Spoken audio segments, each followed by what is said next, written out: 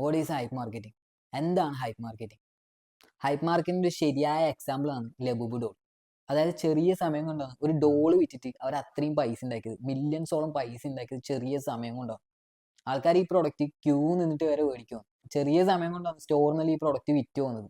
അത്രയും മാത്രം എന്താ ഈ പ്രൊഡക്റ്റിനുള്ളത് ചോദിച്ചാൽ ഇവർ ഉപയോഗിച്ചൊരു മാർക്കറ്റിംഗ് ഉണ്ട്. അതാണ് ഹൈപ്പ് മാർക്കറ്റിംഗ്. വെറും ഒരു ഡോളിനെ കൊണ്ട് അവർക്ക് ഇത്രയും പൈസ ഉണ്ടാക്കാൻ പറ്റുവാണെങ്കിൽ അവർ ഉപയോഗിച്ച മാർക്കറ്റിംഗ് സ്ട്രാറ്റജി, ആ ചെറിയ സമയം കൊണ്ട് അവർ ഉപയോഗിച്ച മാർക്കറ്റിംഗ് സ്ട്രാറ്റജിയാണ് ഹൈപ്പ് മാർക്കറ്റിംഗ്. ഈ ഹൈപ്പ് മാർക്കറ്റിംഗ് കൊണ്ട് ലബൂബ് ഡോൾ മാത്രമല്ല, വേറെയും കുറേ പ്രൊഡക്ട്സ് ഉണ്ട് ഇതിനു മുന്നേ. Prime, liquid death, Stanley cup, ഇതൊക്കെ ഇതൊക്കെ ഈ സെയിം പാറ്റേൺ ആണ്.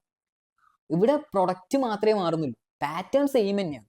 അതായത് ഓരോ ടൈം ഓരോ പ്രൊഡക്റ്റ് വരുന്നു, ആ പ്രൊഡക്റ്റ് മാത്രമേ മാറിക്കൊണ്ടിരിക്കുന്നുള്ളൂ. ആ പാറ്റേൺ, ആ മാർക്കറ്റിംഗ് സ്ട്രാറ്റജി ആ സെയിം തന്നെയാണ്. അതായത് 2022 പ്രൈം എന്ന് പറഞ്ഞിട്ടൊരു എനർജി ഡ്രിങ്ക്, പിന്നെ 2024 നമുക്ക് സ്റ്റാൻലി കപ്പ് എടുത്ത് നോക്കാം.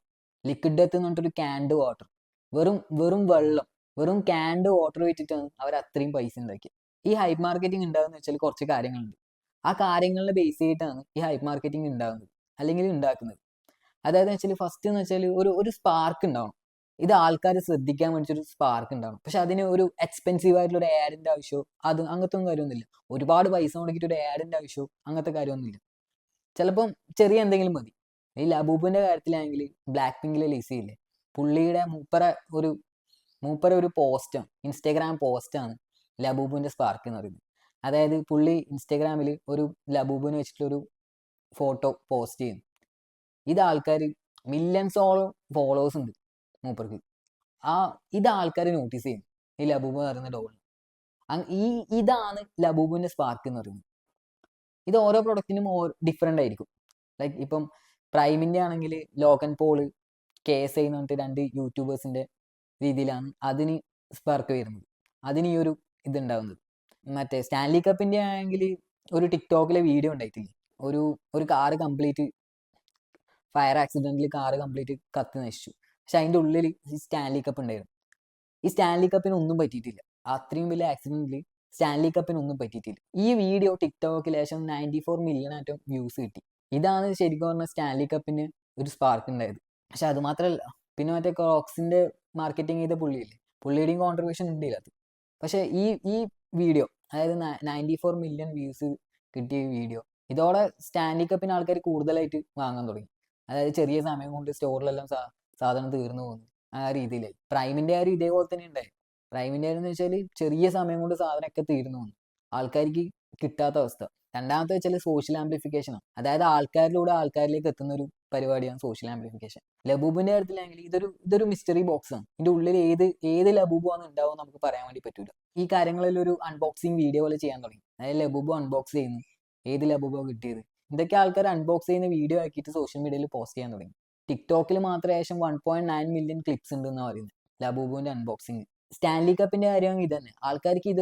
ആൾക്കാർ ഇത് അൺബോക്സ് ചെയ്യുന്നത്, ഇത് ആൾക്കാർക്ക് ശരിക്കും പറഞ്ഞ ഒരു കോണ്ടന്റ് ആയി മാറും ഇത്. അതുകൊണ്ട് തന്നെ ആൾക്കാരൊക്കെ ഇത് കൂടുതലും കിട്ടുന്നതൊക്കെ സോഷ്യൽ മീഡിയയിൽ പോസ്റ്റ് ചെയ്യലും, ഈ സംഭവം കൊണ്ട് ഇത് കുറച്ചുകൂടി ആൾക്കാരിലേക്ക് എത്തും. ഇനി അടുത്ത കാര്യമാണ് നമുക്ക് സ്കാർസിറ്റി ഫോമോ എന്ന് പറയും. അതായത് ഫിയർ ഓഫ് മിസ്സിങ് ഔട്ട്. അതായത് ചെറിയ സമയം കൊണ്ടാണ് സ്റ്റോറിലുള്ള സാധനം വിറ്റ് പോകുന്നത്. ഇപ്പം സ്റ്റോക്ക് വന്ന് ഒരു ചെറിയ മിനിറ്റ്സ് കൊണ്ട് തന്നെ കംപ്ലീറ്റ് സ്റ്റോക്ക് തീർന്നു പോയി. സ്റ്റാൻലി കപ്പ് ആയാലും പ്രൈം ആയാലും ലബൂബിൻ്റെ ഏതിലെങ്കിലും ആൾക്കാർ ക്യൂ നിന്നിട്ട് അത്രയും വെയിറ്റ് ചെയ്തിട്ട്, രാവിലെ പോയിട്ട് വെയിറ്റ് ചെയ്തിട്ടെല്ലാം ഈ സാധനം മേടിക്കുന്നത്. ചെറിയ സമയം കൊണ്ട് തന്നെ ഈ സാധനം ഇല്ലാണ്ടാവും. പ്രൈമിൻ്റെ കാര്യത്തിലെങ്കിൽ അതൊരു എനർജി ഡ്രിങ്ക് ആണ്. എല്ലാ ഷോപ്പിലൊന്നും പക്ഷെ കിട്ടൂല. ഒരാൾക്ക് ഒന്ന് എന്നുള്ള രീതിയിലൊക്കെയാണ് ആ ടൈം കൊടുത്തിട്ടുണ്ടായിരുന്നു. ആ ഒരു ഹൈപ്പ് ഉള്ള ടൈം കൊടുത്തിട്ടുണ്ടായിരുന്നു. ചെറിയ സമയം കൊണ്ടാണ് ഇത് തീർന്നു പോകുന്നത്. ഓരോ ഷോപ്പിലും ലിമിറ്റഡ് ആയിട്ടുള്ള സാധനങ്ങൾ ഉണ്ടാവും, അത് എത്രയും പെട്ടെന്ന് തീർന്നു പോകും. ഈ തീർന്ന് പോകുന്നതുകൊണ്ട് തന്നെ ഇതിനൊരു സെക്കൻഡറി ക്രേസ് എന്ന് പറഞ്ഞിട്ടൊരു സംഭവം വരും. അതായത് ഒരു 30 രൂപയുടെ ലബൂബ് ഡോൾ എന്ന് വിചാരിക്കും. ഈ 30 രൂപേൻ്റെ ലബൂബ് ഡോൾ വിറ്റ് പോകുന്നത് $1000 മുകളിലാണ്. $1000 ഈ റീസെയിൽ മാർക്കറ്റിൽ വിറ്റ് പോകുന്നത്. അതായത് മാർക്കറ്റ് വാല്യൂ എന്ന് പറയുന്നത് ഏകദേശം $30 ആയെങ്കിൽ ഇത് $1000 മുകളിലാണ് റീസെയിൽ മാർക്കറ്റിൽ വിറ്റ് പോകുന്നത്. ഈ ഒരു സംഭവം, അതായത് ചെറിയ സമയം കൊണ്ട് സ്റ്റോക്ക് എല്ലാം തീർന്നു പോയി, പക്ഷെ റീസെയിൽ മാർക്കറ്റിൽ സാധനങ്ങളുണ്ട്. ഈ റീസെയിൽ മാർക്കറ്റിൽ നിന്ന് വലിയ പൈസ കൊടുത്ത് സാധനം മേടിക്കുന്നു. അതായത് $30 സാധനം $1000 മുകളിൽ കൊടുത്തിട്ട് മേടിക്കുന്ന ആൾക്കാർ. ഈ ഒരു സംഭവം ഇതിന് വീണ്ടും ഹൈപ്പ് ചെയ്തു. ഈ ഒരു സംഭവം ഇതിന് വീണ്ടും ഇങ്ങനെ ഹൈപ്പ് കയറ്റിക്കൊണ്ടേ നിൽക്കും. ആൾക്കാർ പറയും ഈ രൂപയുടെ സാധനം നമ്മൾ ഇത്രയും പാട് പൈസ കൂടുതൽ കൊടുത്തിട്ടാണ് മേടിച്ചത്. ഈ ഒരു സംഭവം ഇതിന് പിന്നെയും ഹൈപ്പ് ഉണ്ടാക്കും. ഈ ഒരു പാറ്റേൺ ആണ്, ഈ ഒരു സ്ട്രാറ്റജിയാണ് ശരിക്കും പറഞ്ഞാൽ ഹൈപ്പ് മാർക്കറ്റിംഗ് എന്ന് പറയുന്നത്.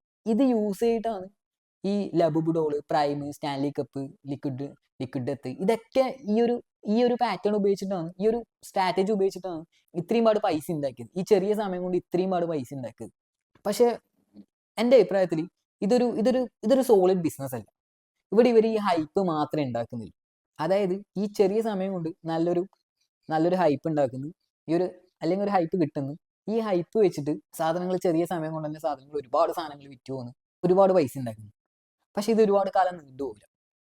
ചെറിയ ഒരു ടൈം കഴിഞ്ഞത് ആൾക്കാർക്ക് എല്ലാം ഇത് കിട്ടി തുടങ്ങിക്കഴിഞ്ഞാൽ ആൾക്കാർ ഈ ഒരു പ്രൊഡക്റ്റിനെ വിടും. പിന്നെ ആൾക്കാർക്ക് ഇതിനെപ്പറ്റി സംസാരിക്കാവുന്നുണ്ടാവില്ല. പിന്നെ അടുത്തൊരു പ്രൊഡക്റ്റ് വരും, ഈ സെയിം പാറ്റേൺ, ഇതിങ്ങനെ നീണ്ടേ പോകും. പക്ഷെ ഒരു സോളിഡ് ബിസിനസ് ശരിക്കും അങ്ങനെയല്ല. ഒരു സോളിഡ് ബിസിനസിന്റെ പെർഫെക്റ്റ് എക്സാമ്പിൾ ആയിട്ട് ഞാൻ പറയുന്നത് വെച്ചാൽ നൈക്കിയാണ്. നൈക്കി എയർ ജോർഡൻ ലോഞ്ച് ചെയ്ത് 1985-ലാണ് ഇത് പബ്ലിക്കിന് വേണ്ടിയിട്ട് റിലീസ് ചെയ്ത് കൊടുക്കുന്നത്. ആ സമയം എന്ന് വെച്ചാൽ ആ സമയം തൊട്ട് അതിനൊരു ഫാൻസ് ഉണ്ട്, അല്ലെങ്കിൽ അതിനൊരു ആൾക്കാരുണ്ട്. ആ ആൾക്കാരുടെ എത്രയോ ഇരട്ടിയാണ് അതിനിപ്പോഴും ഉള്ളത്. ലബൂമിന്റെ കാര്യത്തിൽ അങ്ങനെയൊന്നും ഉണ്ടാവില്ല. ഇതിപ്പോൾ ഇവിടെ തീരും. ഇവിടെയാണ് നമുക്കൊരു സോളിഡ് ബിസിനസിന്റെയും ഒരു ഹൈപ്പിന്റെയും ഡിഫറൻസ് നമുക്ക് കാണാൻ വേണ്ടി പറ്റും. നൈക്കിയുടെ ഫസ്റ്റ് എയർ ജോർഡൻ സ്നീക്കറിന് അതിന് ഇപ്പോഴും ഒരുപാട് ഫാൻസ് ഉണ്ട്. അത് ഇറങ്ങിയിട്ട് എത്ര കൊല്ലായി നമ്മളൊന്ന് ആലോചിച്ച് നോക്കണം. പക്ഷെ ഇതിന്റെ കാര്യത്തിൽ അങ്ങനെയല്ല. ഇതിന്റെ കാര്യത്തിൽ അതിവേഗം ചിലപ്പോൾ ഇല്ലാണ്ടാവും. ഇനി ആൾക്കാരൊക്കെ സംസാരിക്കുന്നത് തീരും. ലിസവാണെങ്കിൽ പുതിയൊരു പ്രൊഡക്റ്റ് ഇട്ട് കഴിഞ്ഞാൽ ആൾക്കാർ ഇതിനെപ്പറ്റി ചിന്തിക്കുപോലുമില്ല. ആൾക്കാർ അതിനെപ്പറ്റി എന്തായാലും ആലോചിക്കാനൊന്നും പോകുന്നില്ല. ലിസന് ഇപ്പം വേറെ ഏതെങ്കിലും ഒരു ഇൻഫ്ലുവൻസർ വന്നിട്ടൊരു പുതിയൊരു പ്രൊഡക്റ്റ് ഇട്ട് കഴിഞ്ഞാൽ ഇതിന്റെ കാര്യം അവിടെ തീരും. പക്ഷെ ഈ ഒരു സോളിഡ് ബിസിനസിന്റെ കാര്യം അങ്ങനെയല്ല. ഇവിടെ നമുക്ക് ശരിക്കും മനസ്സിലാക്കാൻ വേണ്ടി പറ്റും, അല്ലെങ്കിൽ ശരിക്കും നമുക്ക് കാണാൻ വേണ്ടി പറ്റും ഒരു സോളിഡ് ബിസിനസ് എന്താണ്, ഒരു ഹൈപ്പ് എന്താന്നുള്ള രീതിയിൽ. ഒരു ഹൈപ്പ് ഉണ്ടാക്കുന്നതാണോ നല്ലത്, അല്ലെങ്കിൽ ഒരു സോളിഡ് ബിസിനസ് ഉണ്ടാക്കുന്നതാണോ നല്ലത്? ഒന്ന് ആലോചിച്ച് നോക്കും.